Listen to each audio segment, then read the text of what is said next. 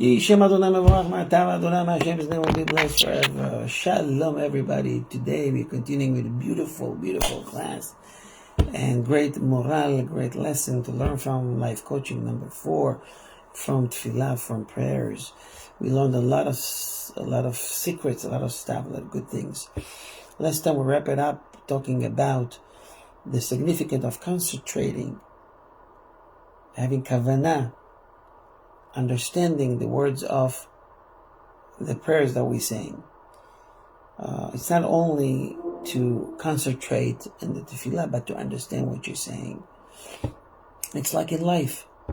In order to succeed in something, we need to have a plan, we need to concentrate, we need to understand the material.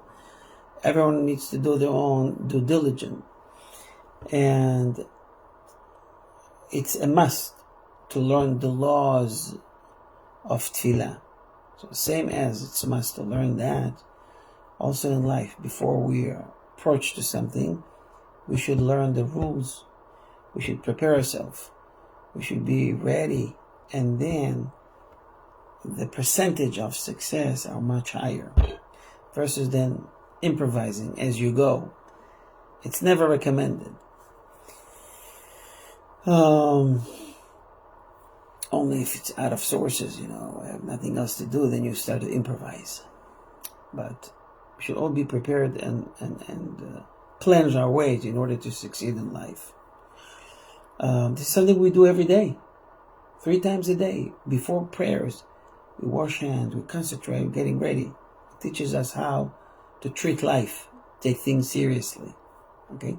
There's times to be serious and times for joy, time to laugh, time to be serious, time to cry. There's time for everything.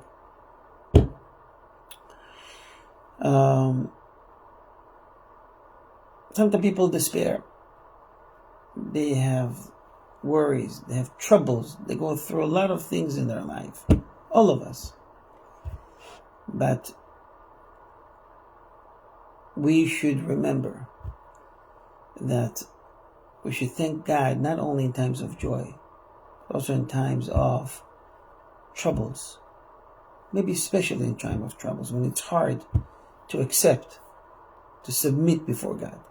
Saying, God, I understand and I accept your decrees.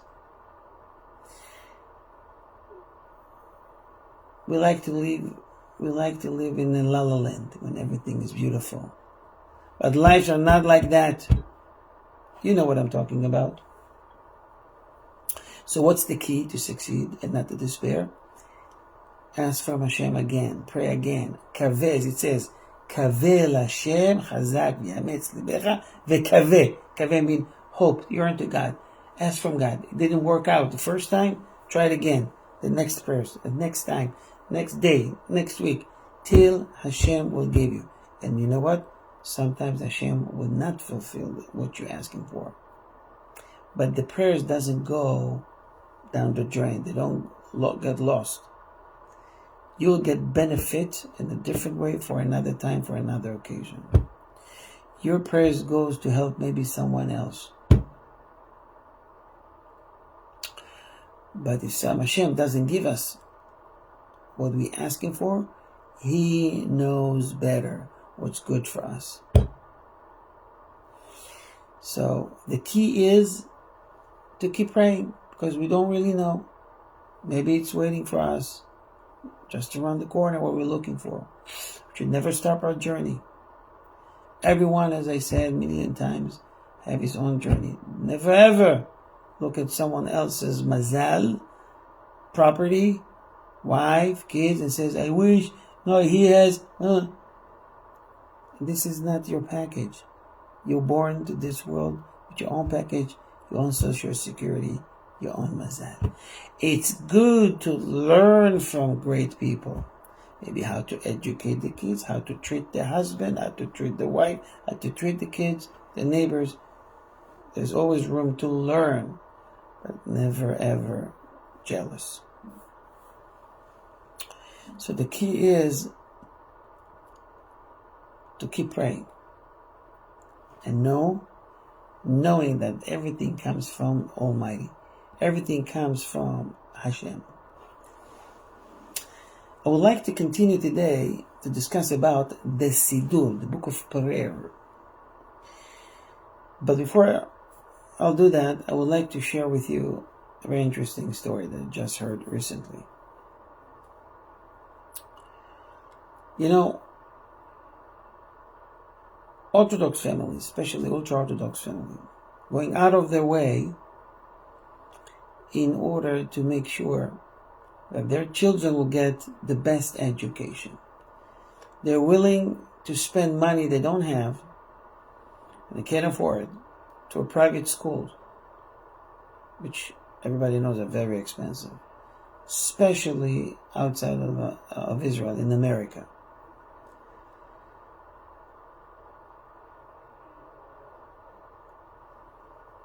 It was a family, ultra-Orthodox, Haredi, that did everything by the book, sending their kids to the best schools, the best yeshivot. One of the boys got off the derech at some point, got stray away from the ways of Torah. And you can feel it, you can see it, little by little. The time in the shul, in the synagogue, got shortened. He spent less and less efforts toward homework, participating in religious events. It's not the only thing that got shortened. His pants, his yarmulke, time he put tefillin, stopped going to shul. At some point, he got off the derech completely, taking his yarmulke away. No prayers, no Shabbat, no holidays. And let me tell you something. I don't wish you anything like that, but it's devastating. It's really devastating. Especially for parents that are making so much effort with money they don't have and they can't afford. But we know that Hashem gives back. So we're making everything in our power to succeed. In that family, one of the girls got engaged with Mazel Tov. Mazel Tov! That beautiful engagement party. Both family comes from both sides. Have customs to break plates and to have a meal and singing. Beautiful. The girls got engaged. She got married. And after getting married, there is Sheva Brachos. Every day, for 7 days, celebrating for the newly groom and bride, with a meal and 7 blessings, special blessing being said. It's called Sheva Brachot. Sheva Brachos. One of the Sheva Brachot happens to be on Shabbat, Friday night. Families are happy, beautiful singing words of Torah. Everybody dressed up, not only for the sake of Shabbat, but Shabbat and an extra event. The food is amazing. Everyone is so happy. In the middle of the meal, they all of a sudden hear a ring from the door. They stopped talking. It was quiet in the room. Who is ringing on Shabbat? One of the kids went to open the door. The house is full of people. And they see who came in. The brother that was off the derech, holding a key with his car, remote control. It was obvious that he drove here on Shabbat. Standing in the entrance of the house, it was quiet and a really awkward moment. The father, the head of the household, that this is his son, looked at him and how he responded to this event. He stood up immediately. He ran to the door. He took the hands of his son. He hugged him and he brought him to the table. He put in front of him food and salads and plates. Mamish, I'm telling you, he went out of his way to make his sons happy. He just broke Shabbat. He drove there, ringing Shabbat. It's embarrassing. He's there with no yarmulke. But the father that was so disappointed all these years, he acted differently. He gave this boy so much respect. Son knows how much his father respects the Shabbat. It's not just someone that is lenient. You want to keep, you don't want to keep. He knows that how much Shabbat is important to his family, especially to his father. And he really, in these moments, appreciates what his father did to him. After the meal, Mayim, Achronim, Chova. Blessings, Shimon, guest living, the son is also living. He was outside the house, standing in front of his car. And he said that he felt that moment that just can't do it. He felt so embarrassed after all the respect, the love, the warmth that he got from his father and the family. He can't just press the button and go inside the car to drive back to his house on Shabbat. He turns back home and stayed in his parents' house till Shabbat was over. Long story short, he went back with all of his might to his roots, keeping Torah, mitzvot, Shabbat, holidays. He's nowadays a head of a yeshiva in America,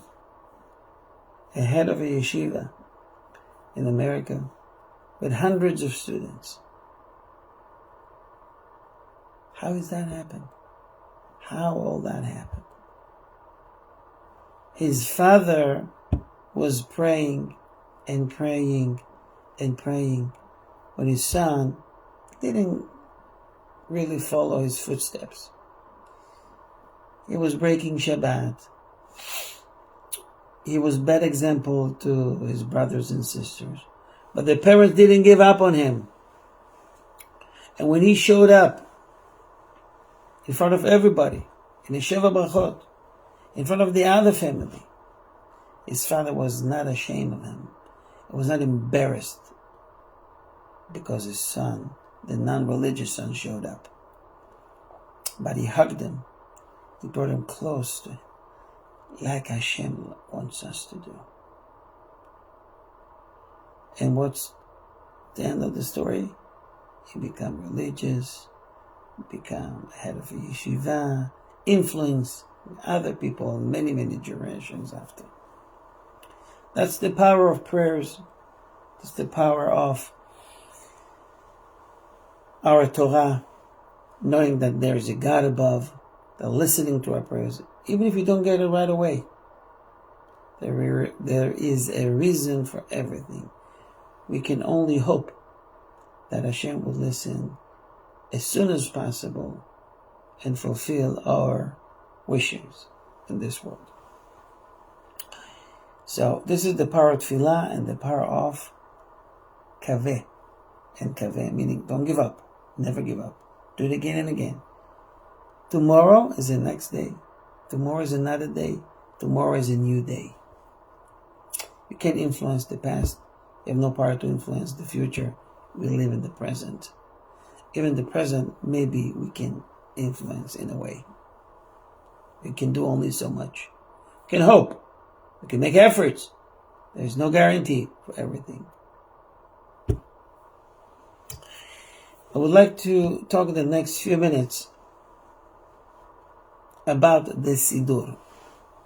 As we mentioned before, that it's very important that everyone has his own Siddur that he feels close to. Sephardi for Sephardi, Yemenite for Yemenite, Ashkenazi for Ashkenazi. Even among Yemenite, Ashkenazi, and Sephardi, there's different versions of Siddurim. And I get this question every once in a while. Rabbi, why we don't have one Siddur united for everybody? I got this question just recently. At first it sounds like a beautiful idea. ¿Por qué no? Why not? One Siddur that everyone follow. No more confusion. Ashkenazi go to a Yemenite synagogue, he sees a different Siddur. If he can't find his own Siddur on the bookshelf, he gets confused. Same if he goes to a Sephardi, if Yemenite go to Ashkenazi, and so forth and so on. What's going on? Why we don't have a united Siddur? So let me tell you, we do have a united Siddur. I don't know if we have it anymore, actually. When I was in the army, in the IDF, I noticed that every camp has its own synagogue in it. I saw a united Siddur. It was formed by the chief rabbis of the IDF. The idea behind it was that people will feel comfortable to share same prayer style when we have different people coming from different cultures.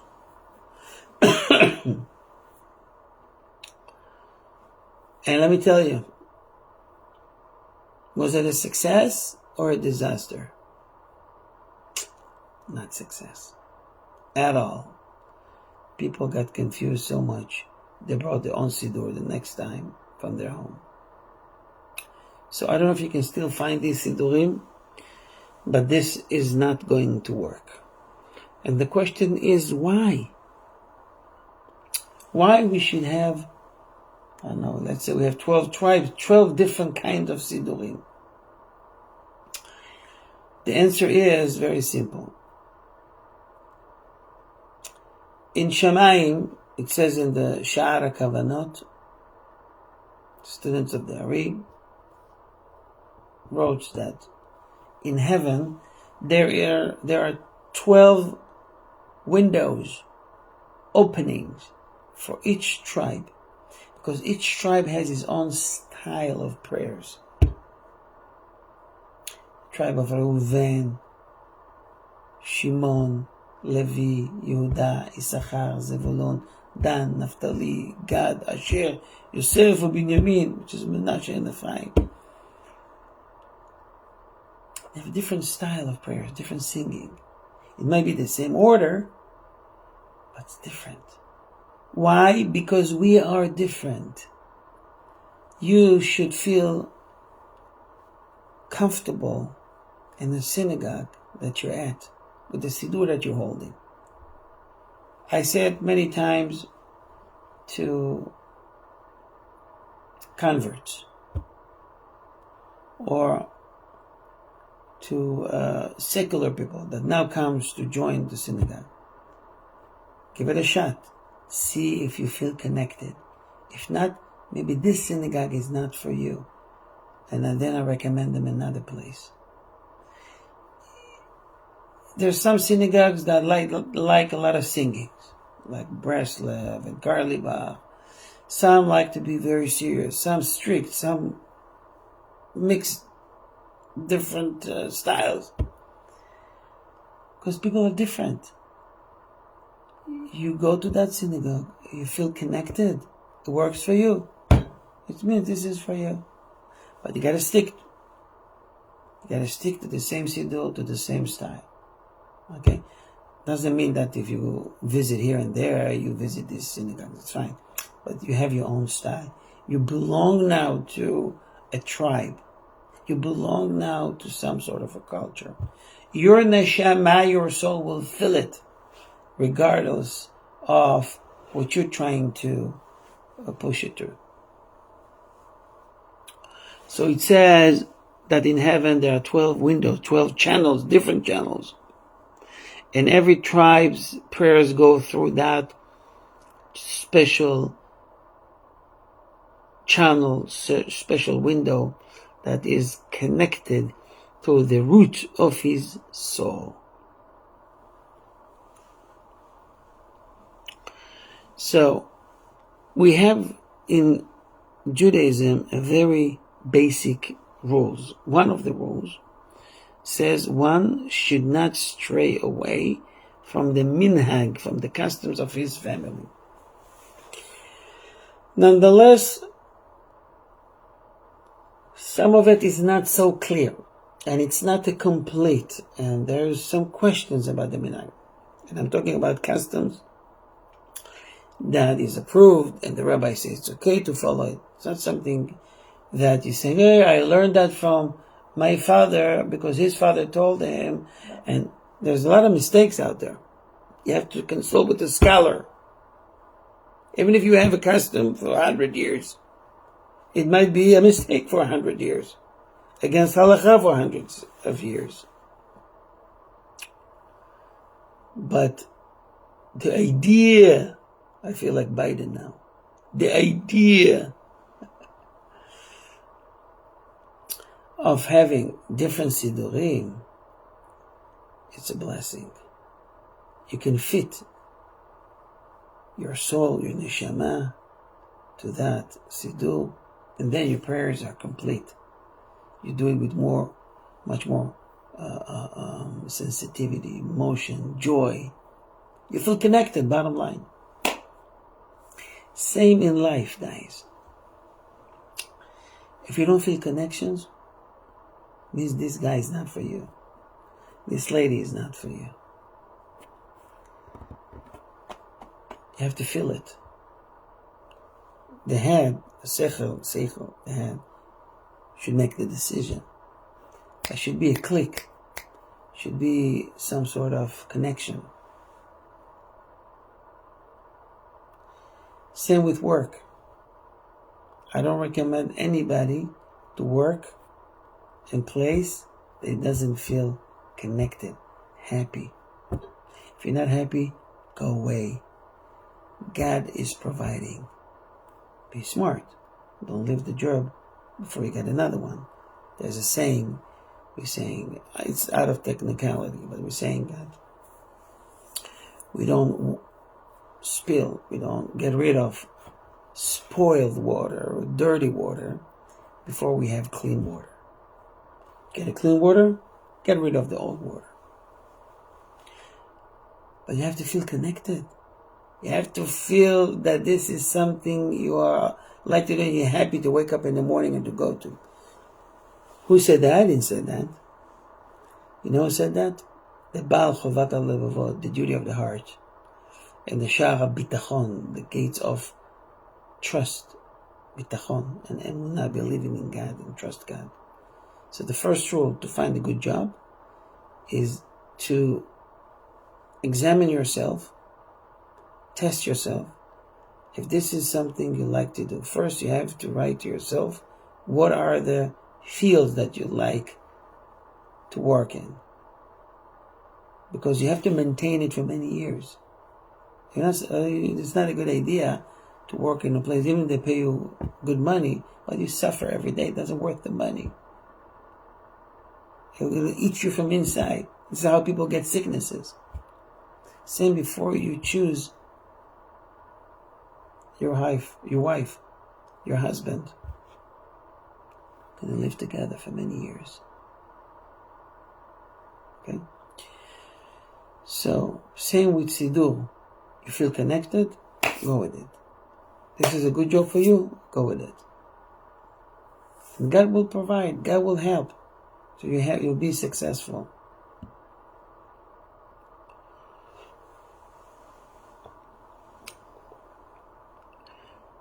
it's a duty, it's our must for each and every one to stick to the customs of his forefathers. There's other customs to Yemenite Jews, and Ashkenazi, and Sephardi, and Moroccan, and all the other customs the people hold. And as long as a scholar among your culture, among your Edah, or saying that this is approved, it means this is the right thing to do. When Mashiach comes, he tells us if 100% of our custom in Hagim is good or not. But till then, we're following the footsteps of our forefathers in the way of singing, the way of praying, in the way we conduct ourselves in this world, you name it. Let the Ashkenazi be Ashkenazi, and the Sephardi be Sephardi, and the Yemenite be Yemenite. People that, let's say for example, converts, that they're new to Judaism, or secular Jew, that also be, unfortunately new to Torah and mitzvot, should consult with a rabbi, and they will show them the right way. They can choose either to be Yemenite or Sephardi or Ashkenazi, but when you make your choice, you gotta stick to it all the way. That's it. And your generation, your kids that follow your footsteps, and success is guaranteed when you do it the right way. So we've learned that there is a reason why we have a different sidurim, and different styles of prayers, and a different style of singing, because we are different. Wherever you feel connected, you're sensitive to it, this is your tikkun, this is your obligations to stick to. Okay? And we conclude with saying that the maybe most important thing is consistency. Make your choices and be consistent about it. Okay? Like with your wife, with your husband, with the kids. You said something, be consistent. You don't make up stuff as you go. New ideas. Your kids will feel it. You feel that you're not serious. One day you say no, the next day you say yes about the same topic, about the same subject, same issue. Goes with it all the way. And don't forget to bring more people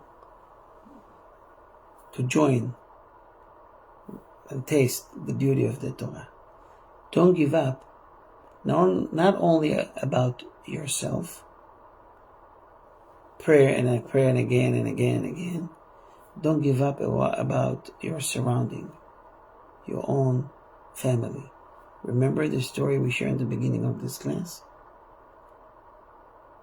This smart father didn't give up his son. Nevertheless, he makes him so upset. And he went away of Judaism, out of the formation of Torah and what the father expected from him to be. But with soft words, a smile, and a hug, he was able not only to bring him back to Judaism, but to create great generations that will come from the teaching of this young boy. Become Rosh Yeshiva, and hundreds of generations after that will follow his footsteps. It all started with this smart father, that he has now shared with all the success of that son. Meaning that we should not give up on our spouse, kids, wife, husband. When we learn to accept them and bring them close, not to learn from, let's say, a sinner. I want to be his friend, so I'll be like him. No, we know the right way, the way of Torah, the way of Hashem. but we should break them with soft words. This is the key for success.